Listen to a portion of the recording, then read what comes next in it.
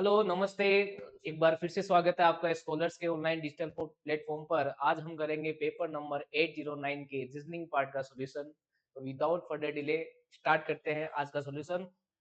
पहले सॉल्यूशन की ओर अगर बढ़ते हैं तो आपको पहला क्वेश्चन देखने मिलता है कोडिंग डिकोडिंग का, जहां पर कहता है in a certain code language numerous is written as WPGOQTUW and optional is written as RQKVPQMC। How will be no book be written in that same language. बड़ा इजी आसान प्रश्न। सबसे पहले आप क्रमांक लिखोगे, जैसा कि मैं बार बार कहता हूं कि कोडिंग डिकोडिंग का प्रश्न जैसे ही आपको देखने मिले तो आपको सबसे पहले प्लेस वैल्यू लिखनी होती है।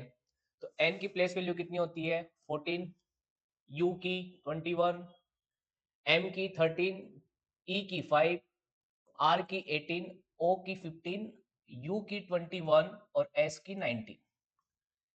अब उसके बाद इसकी जो कोडिंग की गई है उसकी भी प्लेस वैल्यू अपन लिखेंगे, जहां से अपन को समझना है कि कोडिंग क्या है। तो डब्ल्यू की जो है प्लेस वैल्यू वो 23, पी की 16, जी की 7, ओ की 15, उसके बाद आता है क्यू की 17, उसके बाद आता है टी की 20 और यू की 21 और लास्ट में डब्ल्यू जिसकी 23। जो आपको न्यूमरस दिया था उसकी प्लेस वैल्यू हमने लिखी, फिर कोडिंग की प्लेस वैल्यू लिखी। अब हमको क्या करना है, सीक्वेंस जानना है कि कैसे इसकी कोडिंग की गई है। तो पेपर में सबसे पहले कौन सी कोडिंग चेक करते हो? तो आप बोलते हो सर फॉरवर्ड कोडिंग चेक करते हैं। फॉरवर्ड कोडिंग का मतलब है पहले अक्षर का पहला कोड, पहले अक्षर का पहला कोड और एक लॉजिकल सीक्वेंस बनना चाहिए। लेकिन इसमें ऐसा नहीं हो पाएगा क्योंकि 14 में कुछ ऐड हुआ, फिर 21 में कुछ ऐड हुआ, तो ये कोडिंग यहाँ पर नहीं बैठेगी। अगर आप फॉरवर्ड के बाद अगर चेक करने की बात करो तो कौन सी कोडिंग चेक करोगे? तो आप बोलोगे रिवर्स कोडिंग। रिवर्स कोडिंग का मतलब है कि लास्ट वाले का कोड पहले वाला, सेकेंड लास्ट का सेकेंड वाला, यानी पीछे से कोडिंग, बैकवर्ड कोडिंग। लेकिन यहाँ पर भी सीक्वेंस नहीं बनेगा। सीक्वेंस से मतलब है कि एक लॉजिकल सीक्वेंस आना चाहिए। फॉर एग्जांपल +2 +2, -3 -3, और you can say for prime number, this kind of sequence आपके सामने आना चाहिए। लेकिन फॉरवर्ड और रिवर्स दोनों में यहाँ पे नहीं आ रहा। तो तीसरी कोडिंग जो आप चेक करते हो वो कौन सी करते हो? तो आप बोलोगे सर क्रॉस कोडिंग। मैं यहाँ पर आपको काफी समय दे रहा हूँ इस पहले प्रश्न में। इसका एक ही कारण है कि आपको कैसे प्रश्न को अटेम्प्ट करना चाहिए पेपर में, ठीक है। यहाँ पर अगर क्रॉस कोडिंग की बात करूं तो मुझे क्रॉस कोडिंग दिखाई दे रही है, वो भी +2 की। यहाँ पर भी +2 की क्रॉस कोडिंग, यहाँ पर भी +2 और यहाँ पर भी +2। सीक्वेंस मुझे समझ में आ गया कि +2 की क्रॉस कोडिंग है। तो बस कुछ भी नहीं करना, जो आपको पूछा है उसके ऊपर क्रॉस कोडिंग लगा दो और आपका आंसर आ जाएगा। नोटबुक की अगर प्लेस वैल्यू की बात करूं तो 14, 15, 20, 5, 2, 15, 15 और 11। इसमें +2 होगा तो 17 आएगा और 17 का क्यू होता है। इसमें +2 करोगे तो क्या आएगा? 16, 16 का पी होता है। फिर यहाँ पे क्रॉस कोडिंग 22 की आएगी और यहाँ पे +2 करोगे तो क्या आएगा? 7, 7 फॉर जी एंड 22 का क्या आ जाएगा? वी। यहाँ पर अगर कोडिंग करेंगे क्रॉस तो 4 आएगा और यहाँ पे आएगा 17, 17 का क्यू और 4 का क्या? डी। लास्ट में अगर बात करें तो 15 से 17 जाएगा जो कि क्यू आएगा और 11 से आएगा 13 यानी एम आएगा। यानी बेसिकली आपका आंसर क्या हो गया? ये वाला। और ये कौन से ऑप्शन में देखने मिला आपको? Q P G V Q D M Q, पहले ही ऑप्शन में आपको ये चीज देखने मिल रही है। तो ये था आपका पहले क्वेश्चन का solution, option number A. Next question number 2 की ओर बढ़ते हैं। तो क्वेश्चन नंबर 2 जो है आपका लिया गया है एक बहुत ही आसान सा साइलो का प्रश्न, जहां पे आपके पास स्टेटमेंट है और क्या है? कंक्लूजन। स्टेटमेंट से आपको क्या करना होता है? वेन डायग्राम बनाना होता है। तो सबसे पहले स्टेटमेंट की ओर चलेंगे। तो पहला स्टेटमेंट कहता है ऑल एफ आर के, ऑल एफ आर के। तो ऑल एफ आर के का वेन डायग्राम क्या बनेगा? ये वाला, ऑल एफ आर के। सेकेंड क्या है? ऑल डब्ल्यू आर के। ध्यान से देखें, ऑल डब्ल्यू आर के बनाते वक्त मैंने एफ के साथ इसको टच नहीं किया, क्योंकि एफ और डब्ल्यू में कोई रिलेशन स्टेटमेंट नहीं बताता। क्लियर है बात? तो ये आपका प्रॉपर वेन डायग्राम होगा। अब कंक्लूजन की बात करते हैं कि क्या ऑल डब्ल्यू आर एफ है क्या? क्या all W R F, W और एफ में कोई कोई कहीं पे भी कोई रिलेशन देखने नहीं मिल रहा, तो ऑल की तो बात ही बात। तो ये पहला क्या हो गया? गलत। दूसरा बढ़ते हैं, सम के आर नोट। वेरी वेरी इंपॉर्टेंट बात जो मैं आपको बताने जा रहा हूं, नोट करना इस बात को कि अगर स्टेटमेंट पॉजिटिव है अगर स्टेटमेंट पॉजिटिव है तो कंक्लूजन कभी भी नेगेटिव नहीं हो सकता। तो बिना चेक किए भी आप कह सकते हो कि सर ये सेकंड वाला भी क्या होगा, गलत होगा। तीसरी बात करते हैं सम एफ आर डब्ल्यू। तो क्या सम एफ आर डब्ल्यू कह सकते हैं या बिल्कुल नहीं कह सकते, क्योंकि एफ और डब्ल्यू में कहीं पे भी इंटरसेक्शन नहीं है। क्लियर है बात? तो ये भी आपका क्या हो गया, गलत। तो तीनों ही कंक्लूजन आपके गलत। ऐसा ऑप्शन कौन सा कहता है? ऑप्शन नंबर डी, यानी कोई अनुसरण नहीं करता। ये था आपका क्वेश्चन नंबर 2। क्वेश्चन नंबर 3 की ओर चलेंगे।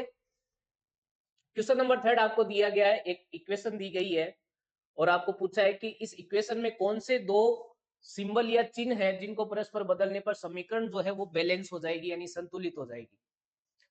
तो चलो चेक करते हैं। यहाँ पे इस स्टार का मतलब मल्टीप्लाई से है, ठीक है। तो अगर मैं ऑप्शन नंबर ए से चेक करना शुरू करूं तो 16 प्लस की जगह मल्टीप्लाई लूंगा, डिवाइड बाई 2, और इस मल्टीप्लाई की जगह प्लस लूंगा, माइनस का 4। क्या ये 40 आता है क्या, ये चेक करना है। अब हमको यहाँ पर क्या लगाना है, बोर्ड मास। बोर्ड मास का मीनिंग क्या है? सबसे पहले डिवीजन, सबसे पहले ब्रैकेट, फिर डिवीजन, फिर मल्टीप्लिकेशन, फिर एडिशन और फिर सब्ट्रैक्शन। इस तरीके से इस सीक्वेंस में सोल्व होता है। तो सबसे पहले अगर मल्टी डिवीजन की बात करें तो 4 डिवाइड बाई 2 कितना हो जाएगा, 2 इंटू 16 प्लस का 12 माइनस का 4। अब इसको मल्टीप्लाई करूंगा तो 32 प्लस का क्या आ गया 12 और माइनस का 4। 32 प्लस 12 कितना हो गया 44, और माइनस का 4 करने पे कितना आता है 40। और यही अपन को चाहिए था। इसका मतलब ऑप्शन नंबर ए आपका जो है, यहीं से आपको इक्वेशन जो है बैलेंस दिखाई देगी जब आप प्लस को मल्टीप्लाई और मल्टीप्लाई को क्या कर दो, प्लस। क्लियर है? मेरे भाई थोड़ा सा गेट क्लोज कर दो। नेक्स्ट अगर बात करें क्वेश्चन नंबर 4 की, तो 4 क्वेश्चन आपका जो है वो दिया हुआ है, आपका एक सीरीज दिया हुआ है और सीरीज के अंदर आपको दिया गया है एक नॉन वर्बल सीरीज। यहाँ पे आपको देखना है कि किस तरीके से चीजें बदल रही है। सबसे पहले बात करें इसके अंदर, तो अगर इस एरो की बात करें तो एरो आपका एंटी क्लॉकवाइज 90 डिग्री रोटेट आपको दिखाई दे रहा है नेक्स्ट पार्ट में, एंटी क्लॉकवाइज 90 डिग्री। और उसके आगे दोबारा आपको दिखाई दे रहा है 90 डिग्री एंटी क्लॉकवाइज, फिर दोबारा 90 डिग्री एंटी क्लॉकवाइज। अब अगर इसको 90 डिग्री एंटी क्लॉकवाइज करोगे तो एरो का फेस किधर होगा, इस साइड। कौन कौन से ऑप्शन में आपको ये चीज दिखाई दे रही है? इसमें नहीं दे रही, इसमें नहीं दे रही, और इसमें भी नहीं दे रही। केवल एरो से आप ये बता सकते थे कि ऑप्शन नंबर क्या होगा, इसका ए होगा। बाकी चीजें चेक करने की आवश्यकता ही नहीं पड़ी। अगर बाकी चीजों की, जैसे मान लो कि दो ऑप्शन में ऐसे एरो इस साइड दिखाई देती, तो हम कोई सिंबल को लेकर अपन इसको आंसर को निकालते। ऑप्शन एलिमिनेशन सबसे बेस्ट मेथड होता है नॉन वर्बल के अंदर। नेक्स्ट अपन चलते हैं क्वेश्चन नंबर 5 की। और क्वेश्चन नंबर 5 फिर से आपका एक कोडिंग डिकोडिंग का प्रश्न लिया गया है, जहां पर आपको बोला है कि ARTIST को ASTITT लिखा जाता है। कोडिंग डिकोडिंग में मैं सबसे पहला काम करता हूं वो है प्लेस वैल्यू लिखना। ए का 1, आर का 18, टी का 20, आई का 9, और फिर एस का 20, और सॉरी एस का 19, आई बेग योर पार्डन, और टी का 20। अगर कोडिंग की बात करें तो ए एस, यानी ए को ए की लिखा, एस का लिखा कोडिंग 19, उसके बाद टी का आपको दिया है 20, उसके बाद आपको दिया गया है आई का कितना 9, और फिर टी टी यानी 2020। अगर यहाँ पर एक सीक्वेंस देखने चाहूँ तो मुझे सीक्वेंस मिलता है क्या, कोई चेंज नहीं, कोई चेंज नहीं, कोई चेंज नहीं, कोई चेंज नहीं, बाकी में +1 +1। थोड़ी सी अजीब अगर आपको चीज दिखाई दे, जैसा कि इसमें दे रहा है, तो एक और हिंट आपको दिया गया है, आप इसे क्रॉस चेक कर लें कि क्या वाकई में ऐसी कोडिंग की गई है क्या। ठीक है, तो मैं इसको भी चेक कर देता हूँ। ए का 1, डी का 4, बी का 22, आई का 9, सी का 3 और ई का 5। ए का 1, ई का 5, बी का 22, आई का 9, डी का 4 और ई का 5। आप देखोगे no change, no change and no change, बाकी में क्या +1 +1 सेम है। इसका मतलब पैटर्न वही है जो आपको पहले हिंट में दिया गया था। तो बस कुछ भी नहीं, इसमें यही पैटर्न अपन लगा देंगे, यानी पहली वैल्यू चेंज नहीं होगी तो पहला ऑप्शन ए ही होगा। फिर एक प्लस होगा, यानी एस में प्लस होके क्या आएगा, टी आएगा। फिर इन दोनों में कोई चेंज नहीं आएगा, यानी P और E सेम रहेगा। फिर C में प्लस एक होकर D आएगा और लास्ट में T आएगा। ऐसा आपको कहाँ देखने मिल रहा है? तो आप कहोगे सर ऐसा देखने मिल रहा है हमको ATP EDT, यानी ऑप्शन नंबर सी। ये था आपका question number 5। Next question number 6 की ओर चलेंगे। क्वेश्चन नंबर 6 मैं आपको क्वेश्चन नंबर 6 की बात करें तो यहाँ पर आपको दिया गया है एनालॉजी से ये प्रश्न आता है आपका। कौन सा चैप्टर? एनालॉजी यानी सादृश्यता। और ये बहुत ही इंपॉर्टेंट क्वेश्चन में से एक है। आजकल इन पैटर्न को काफी एग्जाम में पूछा जा रहा है, तो आप इन प्रश्नों को थोड़ा सा ज्यादा से ज्यादा प्रैक्टिस करें ताकि आपको नए नए लॉजिक देखने मिले। आपको यहाँ पे दिया गया है कि 42, 18 और 3 में एक रिलेशन है, 36, 14 और 4 में रिलेशन है। वैसा ही रिलेशन आप कौन से ऑप्शन में देख सकते हो? तो देखो, अगर बात करूं मैं 18, 3 और से 42 लेके आने की, तो मैं ये कह सकता हूँ कि 18 में प्लस 3 करेंगे तो 21 प्राप्त होगा और 21 को 2 से मल्टीप्लाई करने पर 42 प्राप्त होगा। क्या ये चीज यहाँ पे भी लागू होती है? तो आप कहोगे सर बिल्कुल होती है। 14 प्लस 4 करेंगे तो 18 होगा, 18 को 2 से मल्टीप्लाई करने पर 36 आएगा। यानी कह सकते हैं कि पहले इन दो संख्याओं का एडिशन होगा, फिर 2 से मल्टीप्लाई करने पर आपको ये वैल्यू प्राप्त होगी। ऐसा कौन सा ऑप्शन में आपको देखने मिल रहा है? तो आप कहोगे सर पहले ही ऑप्शन में देखने मिल रहा है कि 13 प्लस 4 करेंगे तो 17 आएगा और 17 को 2 से मल्टीप्लाई करेंगे तो 34 आएगा। तो बिना किसी देरी के आंसर आप कर दो ए, और यही आपका सही आंसर होगा। नेक्स्ट क्वेश्चन नंबर 7 की ओर चलते हैं। क्वेश्चन नंबर 7 क्या कहता है आपका? क्वेश्चन नंबर 7 फिर से आपका एक बोर्ड मास का क्वेश्चन दिया गया है। मैं इसको बोर्ड मास का ही क्वेश्चन कहता हूं क्योंकि एक बेसिक कैलकुलेशन ही है देखा जाए तो, बस आपको चीजें इंटरचेंज करनी है। आपको दिया गया है कि निम्नलिखित इक्वेशन में इक्वेशन को बैलेंस करने के लिए किन दो गणितीय चिन्हों को और दो संख्याओं को भी बदलना होगा। इस बार सिंबल के साथ साथ आपको नंबर भी बदलने हैं। तो ऐसा कौन सा ऑप्शन आपको दिखाई देता है ये चेक करेंगे। तो ऑप्शन ए से अपन शुरुआत करते हैं। अगर बात करें तो ऑप्शन ए कहता है 51 और 20 को आपस में बदल दो, तो 20 की जगह 51 कर दिया। अच्छा, अगर बात करें सिंबल की तो माइनस और प्लस को चेंज करेगा, तो माइनस की जगह प्लस आ जाएगा, मल्ट और 10 आ गया, फिर मल्टीप्लाई में कोई चेंज नहीं, 342 आ गया, फिर डिवाइड बाई 19 और फिर प्लस की जगह आ जाएगा माइनस और 51 की जगह आ जाएगा 20। क्या ये सोल्व करने पे अपन को 211 मिलता है क्या? बस ये चेक करना है। करो चेक। सबसे पहले बोर्ड मास में डिवीजन सोल्व होगा, तो यहाँ से डिवीजन सोल्व करते हुए अपन चलेंगे। तो आप कहोगे सर कितनी बार जाएगा बताओ? 19 एकम 19, कितना बचेगा? 15 और 19 8 152, यानी कितना आएगा? 18 माइनस का 20। देखो आपको 1 से लेके 30 तक की टेबल अच्छे से याद होनी चाहिए ताकि आप कैलकुलेशन को थोड़ा तेज कर पाओ, अदरवाइज तो दिक्कत है भाई। अब यहाँ पर ये सोल्व करने के बाद आगे अपन इनमें मल्टीप्लाई करेंगे तो ये आएगा 180 प्लस का 51 और माइनस का 20। अब पहले एडिशन होगा तो 1, 8 और 5 3 और 1 ये 231 और माइनस का 20। 231 में से अगर 20 निकालूंगा तो मुझे क्या मिलेगा? तो आप बोलोगे सर 211 मिलेगा। तो बिल्कुल अपना ऑप्शन नंबर ए सही बैठ गया, यानी आगे चेक करने की आवश्यकता नहीं पड़ी। एक बात बता देता हूँ, पेपर में ज्यादातर ये देखा गया है, हालांकि ये भी PYQ ही है आपका, ऑप्शन नंबर सी को सबसे ज्यादा इस ऐसे प्रश्नों में दिया जाता है, उसके बाद डी को, क्योंकि बच्चा पूरा चेक करते हुए चलेगा तो आपको उसको काफी समय लगेगा। तो कई बार एग्जामिनर का मकसद क्वेश्चन सोल्व कराना कम, टाइम खराब करना ज्यादा होता है। तो आप सबसे पहले सी को चेक करें, फिर ए की ओर या आगे कोई क्वेश्चन ऑप्शन की ओर जाए। क्लियर है? नेक्स्ट क्वेश्चन नंबर 8 की ओर चलते हैं। तो बहुत ही इजी सा प्रश्न, एक तरीके से कह सकता हूँ फिजिक्स का प्रश्न। ठीक है, यहाँ पर आपको दिया गया है कि अगर टाइम को सेकंड, टाइम और सेकंड के बीच का क्या रिलेशन है कि टाइम की यूनिट यानी इकाई होती है सेकंड। तो आप मुझे बताओ इलेक्ट्रिक करंट की जो यूनिट है, एसआई यूनिट, कौन सी यूनिट? SI unit.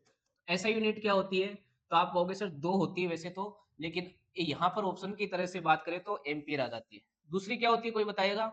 बिल्कुल मैं बता देता हूँ, Q बराबर आई टी होता है, तो I बराबर क्या होता है? Q अपॉन टी, यानी कुलाम पर सेकंड आपकी दूसरी ऐसा यूनिट होती है। क्लियर है?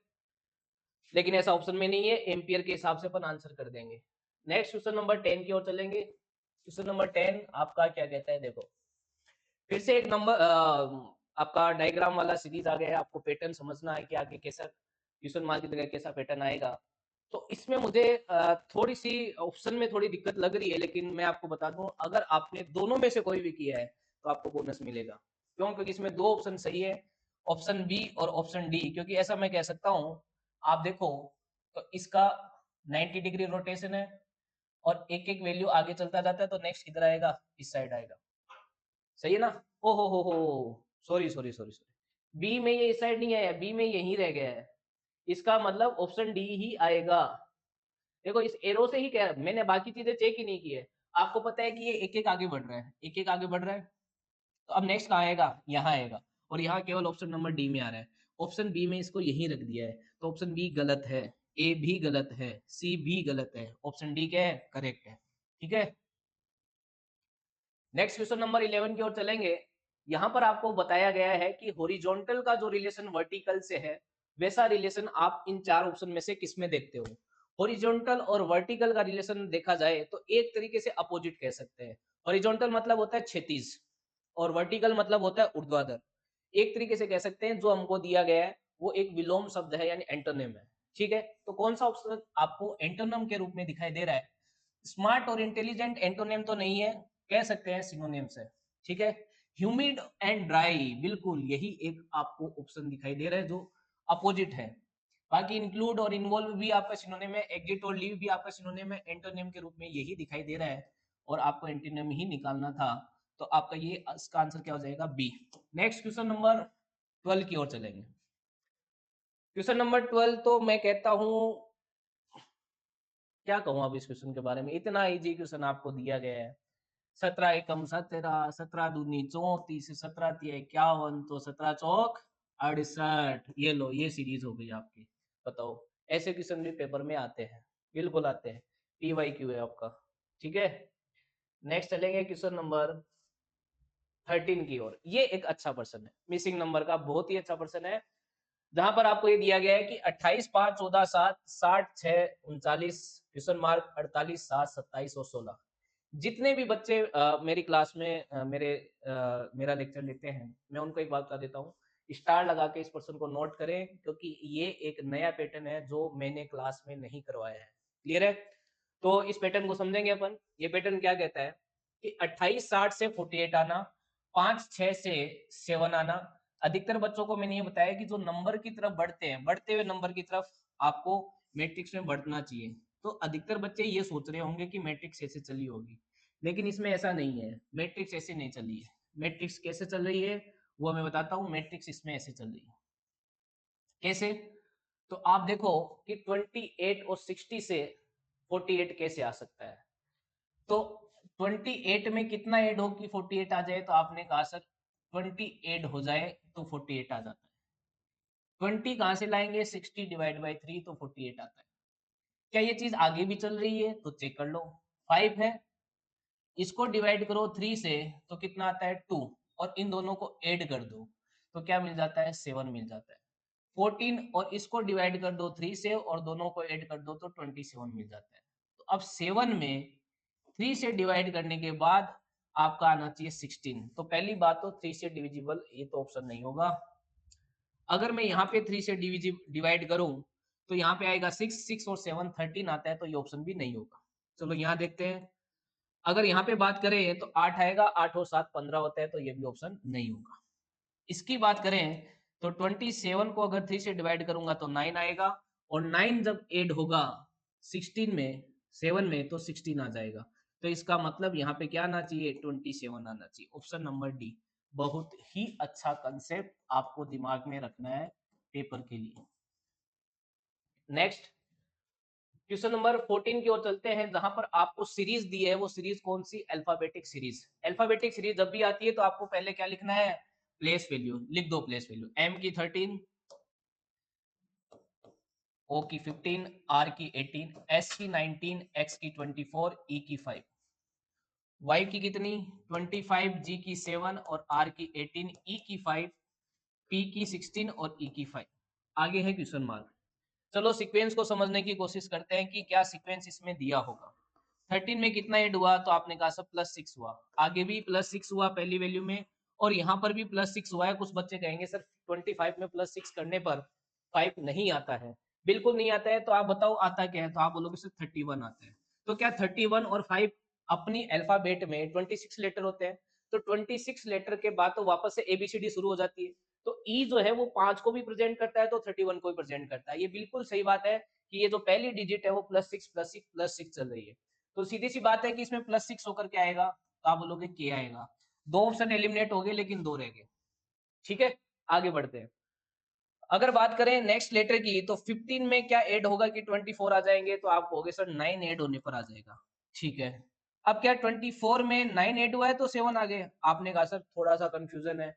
24 में 9 ऐड करेंगे तो बेसिकली 33 आएगा। मैंने कहा बिल्कुल आएगा बेटा, लेकिन 33 का अल्फ़ाबेट में कोई रोल नहीं है। 26 तक का ही रोल होता है। अगर 33 में से 26 वापस से माइनस कर दूँ तो मुझे 7 प्राप्त होता है। बिल्कुल, तो आपका +9 सेकंड टर्म चलेगा। इसका मतलब है कि +9 से चीज़ें आ रही है। तो +9 करने पर किस पर? p में। p का होता है 16 और 16 में जब 9 ऐड करेंगे तो 25 आएगा, यानी नेक्स्ट लेटर क्या आएगा? y। अब ये ऑप्शन डी भी एलिमिनेट हो गया। आपका ऑप्शन ए की बच गया था ए। ठीक है? थर्ड को अगर मैं आपको थोड़ा-सा समझाना चाहूँ, तो थर्ड क्या सीक्वेंस लॉजिक देता है, थोड़ा अच्छा लॉजिक है तो मैं इसको भी समझा देता हूँ। इधर देखिए, यहाँ 18 था, फिर 5 आ गया, कुछ ऐड नहीं हुआ इस बार, अल्टरनेट चल रहा है, 18 5 फिर 18 फिर 5, अब क्या आएगा? 18 आएगी थर्ड लेटर, 18 मतलब आर। ये था इस लास्ट डिजिट का लॉजिक, अल्टरनेट 18 एंड 5 चल रहा है। क्लियर है? ये था क्वेश्चन नंबर आपका 15, सॉरी 14। 15 की ओर बढ़ते हैं तो एक आसान सा प्रश्न 15 मिरर इमेज का। मिरर इमेज के लिए क्वेश्चन क्या कहता है देखो। मिरर इमेज में आपको पता है कि एल जो है वो उल्टा दिखाई देगा कुछ ऐसा। ठीक है? और उल्टा एल का मतलब ये ठीक है, ये ठीक है, ये ठीक है, चारों में ही है। क्लियर है बात? उसके बाद आपको 9 दिखाई देगा कुछ ऐसा। ठीक है? और ऐसा किस में दिखाई दे रहा है? सर 2 ऑप्शन गए, देखो 2 ऑप्शन गए। चलो अब इनमें सिमिलरिटी देखो कहाँ तक चल रही है। J9FTHHGG, यहाँ पे आके आंसर आएगा, यहाँ पे आके आंसर आएगा। तो क्या पहले यू आएगा उसके बाद ओ आएगा, यू ओ आएगा, यू ओ आएगा, ओ यू नहीं आएगा, ओ यू नहीं आएगा, यानी ऑप्शन नंबर डी आएगा। ये था आपका question number 15। Next question number 16 की ओर चलते हैं। फिर से आपका एक बोर्ड मास का क्वेश्चन लिया गया है, जहाँ पर कहता है कि दी गई चिन्हों को आपस में बदलने कर परस्पर बदलने पर निम्नलिखित में से कौन सा समीकरण सही होगा? यानी कौन सी चीज को बदलने पर आपकी इक्वेशन जो है बैलेंस हो जाती है। चलो इस बार अपन सी से चेक करने की कोशिश करते हैं। अब आप बोलोगे सर पहले सी क्यों? पहले बी चेक करेंगे हम तो। कोई बात नहीं, पहले बी चेक कर लो। आप कह रहे हो प्लस और माइनस को आपस में बदल दो भाई। 7 प्लस 5 मल्टीप्लाई बाई 3 माइनस का 24 डिवाइड बाई 6, 7 आना चाहिए। यहाँ से करेंगे तो कितना आएगा? 4। यहाँ से करेंगे तो कितना आएगा? 15 प्लस का 7, तो यू गेट 22 माइनस 4 यानी 18। तो ऑप्शन नंबर ए नहीं आएगा। ये थोड़ा स्पीड होना चाहिए आपके पास। अगर 20 में आपको पता है ये तो चेंज होना नहीं है, तो यहाँ पे मैं डायरेक्ट लिख देता हूँ। 20 को 4 से डिवाइड करने पर क्या आएगा? 5। माइनस की जगह प्लस हो जाएगा, मल्टीप्लाई बाई हो जाएगा 6 और माइनस का 3। तो आप मुझे बताओ ये कितना हो गया? 30 और ये हो गया 5। 35 माइनस 3 यानी कितना आ गया? 32। ओहो हो, ऑप्शन नंबर बी आ गया भैया आपका, ऑप्शन नंबर बी। आगे चेक नहीं करना है, इतना विश्वास आप में होना चाहिए। कुछ बच्चे अब सी और डी और चेक करेंगे। नेक्स्ट देखो, विषम छाटो। आपको 4 चीजें दी गई है, उसमें से कौन सी ओड है ये आपको बताना है। 11 और 23 यानी 11 और 23 में क्या रिलेशन आपको दिखाई देता है? तो आप बोलते हो सर 11 को मल्टीप्लाई कर दो 2 से और प्लस 1 कर दो तो आपको 23 मिल जाता है। मैंने बोला बिल्कुल मिल जाता है, लेकिन क्या इसमें मिलता है? तो आपने कहा सर मल्टीप्लाई 2 से करा प्लस 1 किया तो यहाँ तो 19 आना चाहिए जबकि 16 आ रहा है। हो सकता है कि ये 3 सेम हो, ये अलग हो। चलो सी को और चेक करते हैं।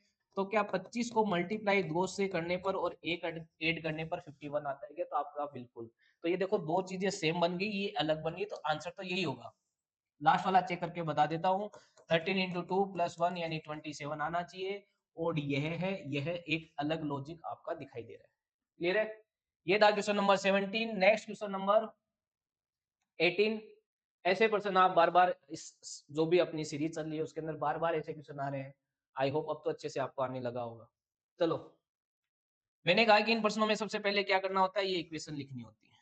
तो लिख दो ए परसेंटाइल बी माइनस का सी प्लस का D multiply by E, multiply कह दो या स्टार कह दो ई।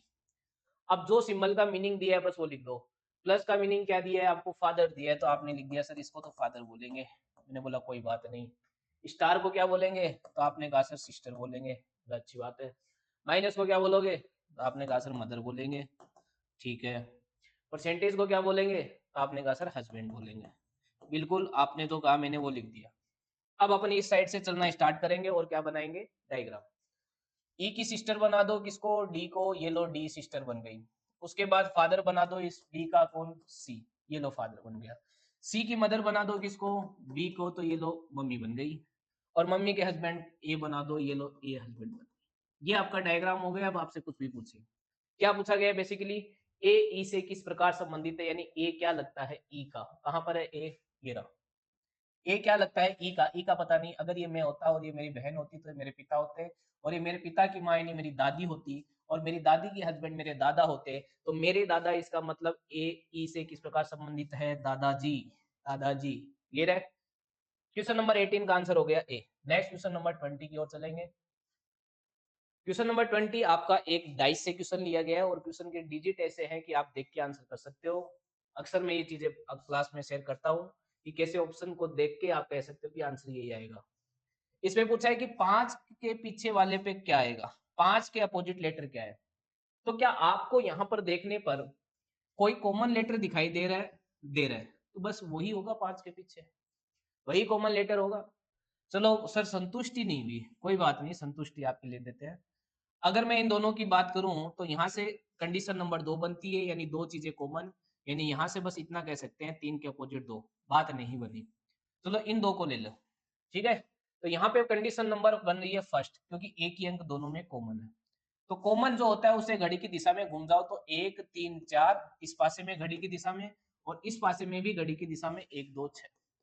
अब आप देख रहे हो कि 4 के पीछे 6, 3 के पीछे 2, तो बच गया क्या 5, ये 1 के पीछे 5। बाकी डेटा ऐसे इतने इजी थे, ऑप्शन से ही आंसर हो जाता है।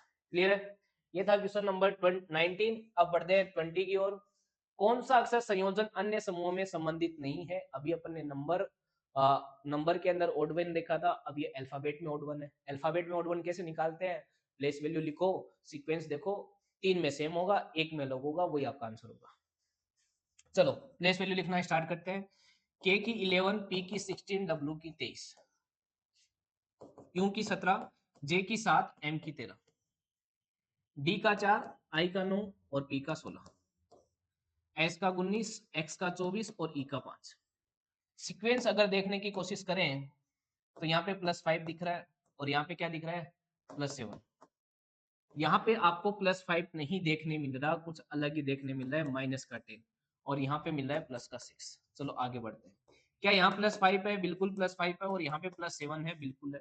क्या यहाँ पे +5 है, बिल्कुल है, और क्या प्लस यहाँ पे 7 है क्या, अरे है मेरे भाई है। कैसे, तो इसमें जब 7 ऐड करोगे तो 31 आएगा, फिर से देख लो। 31 का मतलब वही ई आ जाता है, क्योंकि 26 माइनस हो जाता है और 5 आ जाता है। तो आप देख रहे हो ये सेम, ये सेम और ये सेम, ये चीज आपकी अलग है, यानी ऑप्शन नंबर बी। ये था आपका question number 20। Next question number 22 की ओर चलते हैं। बहुत अच्छी सीरीज दी है आपको। सीरीज क्या दी गई है, अल्फाबेटिक सीरीज है। अल्फाबेटिक ओड वन आउट निकालना हो, क्लासिफिकेशन करना हो, एनालॉजी करना हो, कुछ भी करना हो रीजनिंग के अंदर, सबसे पहले प्लेस वैल्यू। क्लियर है। तो प्लेस वैल्यू लिखो, जे की कितनी 10, डी की 4, एक्स की 24, आर की कितनी 18 और एल की 12। क्वेश्चन मान, इस साइड से चलता हूं तो मुझे थोड़ी दिक्कत आती है, लेकिन इस सीरीज को अगर आप इस साइड से चल के देखोगे तो आपको आसानी समझ में आएगी। क्या, ये +6, ये +6 और यह भी +6 है मेरे भाई, कैसे, तो इसमें +6 करोगे तो 30 आएगा, और 30 का कोई मतलब नहीं है, 26 माइनस करो वापस 4 आ जाएगा। और इसमें भी +6 करोगे तो क्या आएगा, तो आप बोलोगे सर 36 आएगा। 36 का अल्फाबेट में मतलब नहीं है, 26 माइनस कर दो तो 10 आएगा। तो बेसिकली +6 इस साइड से चलने पे आता है, और इस साइड से चलेंगे तो -6। तो 12 में से -6 करेंगे तो क्या आएगा 6, यानी आपका आंसर क्या आएगा एफ, जो कि ऑप्शन नंबर ए में दिखाई दे रहा है। पीछे से बैकवर्ड चल के अपन को ये सीरीज देखनी थी, क्योंकि बैकवर्ड जाने पर आप इस साइड से चलने पर आपको सीरीज आसानी से दिख रही है। क्लियर है। ये था question number 21। Next question number 22, जो कि फिर से एक ब्लड रिलेशन का क्वेश्चन है। ए प्लस बी का मीनिंग ए बी का पिता है, ए मल्टीप्लाई बी का मीनिंग ए बी की माता है, ए माइनस बी का मीनिंग ए बी का भाई है। निम्नलिखित में से कौन सा व्यंजक यह निरूपित करता है कि पी आर की दादी है? ऐसे प्रश्न जो है बड़े ही टाइम लेते हैं आपके, तो करना तो वैसे ही आपको बस इतना जरूर लिख लें। प्रश्न का मतलब, प्लस का मतलब क्या है यहाँ पर? पिता। फिर क्या है? मल्टीप्लाई, मल्टीप्लाई का मतलब क्या है? माता। आपको बस ये चीजें लिख लेनी है। माइनस का मीनिंग क्या है? भाई। ठीक है, और फिर क्या है? इतना ही दिया हुआ है। आगे आपको दिया है कि इनमें आपको बताना है कौन सा दादी। दादी देखो, पी आर की दादी होनी चाहिए, पी आर की दादी। चलो इसको चेक करते हैं। अगर इस साइड से चेक करना शुरू करते हैं तो ये कौन हो गया? प्लस पिता। मल्टीप्लाई कौन होगी? माता। ये लो, ऑप्शन नंबर ए में ही आ गया। आर का पिता पी, पी की माता क्यों? तो सीधी सिंपल सी बात है कि इसमें आर, हो क्यों दादी आ गई आर की, जबकि आनी चाहिए पी आर की दादी। ओके, ये तो नहीं होगा। चलो इसको चेक करो। माइनस का मतलब भाई, मल्टीप्लाई का मतलब माता। क्या ये होगा क्या? नहीं। भाई की माता, उसकी भी माता। चलो सी को चेक करो। मल्टीप्लाई का मतलब माता, और प्लस का मतलब पिता। आप क्यों पीआर को छोड़ो, अपने आप को लो। ये मैं, मेरी माता, मेरी माता के पिता, मेरी माता के पिता मेरे नाना, तो ये भी नहीं होगा। यही होगा, आप चेक कर सकते हो, क्योंकि अब यही ऑप्शन बचा है। चलो इसको चेक करते हैं। प्लस का मतलब क्या हो गया? पिता, और गुणा का मतलब क्या हो गया? माता। तो देख लो, आर का पिता क्यों और क्यू का, क्यू की माता पी। तो बेसिकली यहाँ पर आप कह सकते हो पी दादी है किसकी? आर की। तो आपका ऑप्शन नंबर डी इसमें था। क्लियर है? चारों चेक किए मैंने, और चेक करने पर यह पता चला कि ऑप्शन नंबर डी आएगा। नेक्स्ट क्वेश्चन नंबर 23 की ओर चलते हैं, जहां पे आपको दिया गया कि 4, 50 और 6 में एक रिलेशन है, 13, 128 और 3 में एक रिलेशन है। वैसा ही रिलेशन कौन से ऑप्शन में आपको दिखाई दे रहा है? बड़ा ही अच्छा प्रश्न। इसको भी स्टार लगाए और अपने नोट। देखो, मैं आपको बार बार कहता हूँ कि जो भी सीरीज चल रही है और आपको कहीं पे भी चाहिए, वो रीजनिंग हो, मैथ हो, इंग्लिश हो, कोई भी अच्छी चीज देखने मिले, नोट्स के रूप में उसको लिख लो। वही मतलब है पेपर देने का, पेपर सोल्व करने का। आपके सामने कोई नई चीज आती है जो आपको नहीं आती, एक रफ नोटबुक में ना उतारने की बजाय आप एक फेयर नोटबुक में एक अच्छी जगह पर उसको नोट करो, ताकि वो चीज आपको याद रहे। ठीक है? पेपर सॉल्यूशन करवाना हमारी जिम्मेदारी है, उससे ज्यादा जिम्मेदारी आपकी है कि जब आप पेपर का एनालिसिस करो तो ये भी देखो कि अब एनालिसिस करने के बाद मैं इन फ्यूचर इस चीज को कैसे याद रख पाऊं। तो सीधी सी बात है, ह्यूमन टेंडेंसी है चीजें भूलने की, तो आपको नोट डाउन करना चाहिए जरूर। जैसा कि मैं कह रहा हूँ कि ये पर्सन अच्छा है, तो आपको इस पर्सन को एक नोटबुक में नोट कर लेना चाहिए। क्लियर है?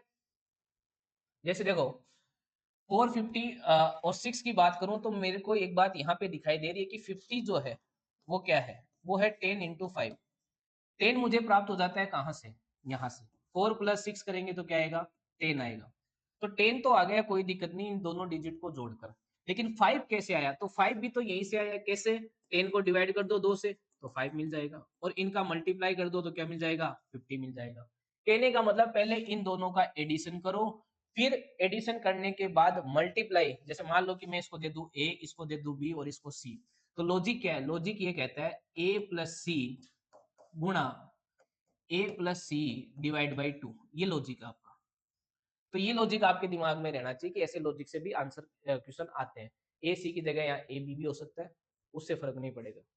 तो ये सीक्वेंस आप समझ गए होंगे। यहाँ पर वापस से चेक कर लो। 13 प्लस 3 कितना आता है? 16, और 16 बटा 2 करेंगे तो कितना आएगा? 8। क्या 16 8 128 होता है? तो आप कहोगे सर बिल्कुल होता है। तो लॉजिक अपना यही है, और ऐसा लॉजिक आपको ऑप्शन नंबर डी में देखने मिल रहा है। 15 प्लस 3 करेंगे तो क्या आएगा? 18, और 18 बाई 2 यानी 9 से मल्टीप्लाई करेंगे तो क्या आएगा? 162। क्लियर है? तो ये था आपका क्वेश्चन नंबर 23। अच्छा पर्सन। नेक्स्ट क्वेश्चन नंबर 24 की ओर चलते हैं। एक आसान प्रश्न। आपको अंग्रेजी शब्दावली के अनुसार इन चीजों को अरेंज करना है। इंग्लिश डिक्शनरी जो आजकल नहीं चलती है, मोबाइल का जमाना है।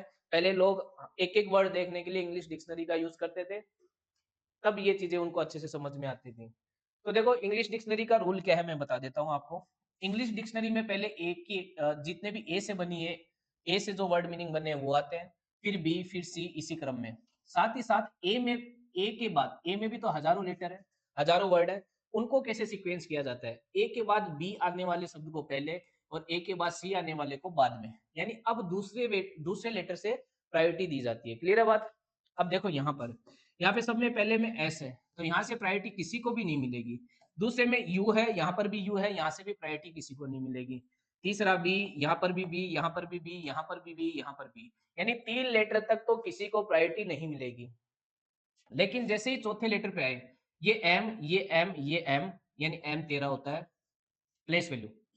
लेकिन यहाँ पे एल है, एल कितना होता है 12, और यहाँ पर भी क्या है एम यानी 13। तो एल वाला पहले आएगा कि नहीं आएगा? बिल्कुल आएगा। तो सबसे पहले आएगा 2, सब में 2 है, ऑप्शन नंबर ए एलिमिनेट हुआ। चलो नेक्स्ट अपन देखेंगे फिफ्थ लेटर की ओर। अब देखो, अब आएगा कौन से लेटर? एम वाले। भाई ये एल वाला तो हो गया, अब एम वालों में से भी कोई सा आएगा।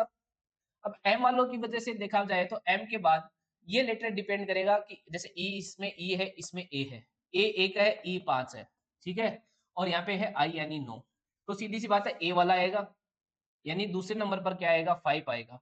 तो 2 और 5, 2 और 5, 2 और 3 ऑप्शन भी एलिमिनेट हो गया। क्लियर है? एक और चेक करना पड़ेगा, क्योंकि एक और चेक करने के बाद एक ऑप्शन रह जाएगा अपने पास। चलो, तो आपने कहा कि सर एक आ गया, अब क्या आएगा? 5 वाला आएगा, क्योंकि 9 वाला तो बाद में आएगा। तो सीधी सी बात है 4 सबसे लास्ट में आना चाहिए। क्लियर है? तो 4 सबसे लास्ट में ही आ रहा है यहाँ पर, तो आपको ऑप्शन नंबर डी हो जाएगा। और अगर वैसे देखोगे तो 5 वाला पहले आना चाहिए, यहाँ पे ई आर, यहाँ पे एस और यहाँ पे जी, तो जी पहले आता है 7, ठीक है, यानी 3 आएगा, तो आप देख लो 3 आ रहा है। और वैसे भी मैं कह रहा हूँ 4 वाला तो सबसे लास्ट में आएगा, तो यहीं से अपन ऑप्शन एलिमिनेट कर सकते थे, ये वाला। ये था आपका क्वेश्चन नंबर 24। आसान प्रश्न, ऐसे प्रश्न भी पेपर में आते हैं, तो ध्यान रखें। नेक्स्ट आपका जो प्रश्न लिया गया है वो लिया गया है एम्बेडेड फिगर। एम्बेडेड फिगर क्या है? छिपी हुई आकृति। आपको ये दिया गया है कि ये जो आकृति है वो कौन से 4 ऑप्शन से ली जा सकती है, और साथ ही साथ ये कहा गया है रोटेशन नहीं करना है। यानी कहने का मतलब आप इस स्टार को रोटेट करके नहीं लाओगे, ऐसा का ऐसा देखना आपको कि कौन सी आकृति से मिल सकता है। तो चलो चेक करते हैं, ऑप्शन ए में इस स्टार को ढूंढने की कोशिश करते हैं। तो देखो ये वाला स्टार यहाँ से शुरू हुआ, यहाँ गया, फिर यहाँ गया, फिर यहाँ, फिर यहाँ। तो क्या ऐसा का ऐसा स्टार इसमें देखने मिल रहा है? बिल्कुल मिल रहा है मेरे को, ऑप्शन नंबर ए में ही देखने मिल रहा है, वो भी विदाउट रोटेशन। मेरे को बी सी डी चेक करने की जरूरत नहीं है, लेकिन फिर भी किसी बच्चे को चेक करने की जरूरत पड़े या मान लो कोशिश करे, तो देखो ये स्टार यहीं खत्म हो जाएगा, आगे वाली ये लाइन नहीं आएगी। ये स्टार भी अगर बात करें तो ये यहीं खत्म हो जाएगा, वो वाली लाइन नहीं आएगी। यहाँ पर तो कुछ बात बनती ही नहीं है। क्लियर है बात? यहाँ पे स्टार बन रहा है, स्टार तो बनना होगा, रोटेशन के साथ बनना होगा, लेकिन देखो ये यहाँ आया, यहाँ आया, चलो यहाँ पर भी स्टार तो नहीं बना है। तो बेसिकली आपका ऑप्शन नंबर ए होगा। ये था आज का पेपर नंबर 809 का रीजनिंग पार्ट का सॉल्यूशन। आई होप आपको समझ में आया होगा। मेरी बात जरूर ध्यान रखना, जो इंपॉर्टेंट पर्सन आपको लगते हैं उनके नोट्स बनाना है, ठीक है। इसी के साथ जय हिंद, जय भारत, मिलते हैं नेक्स्ट अगले सॉल्यूशन पर।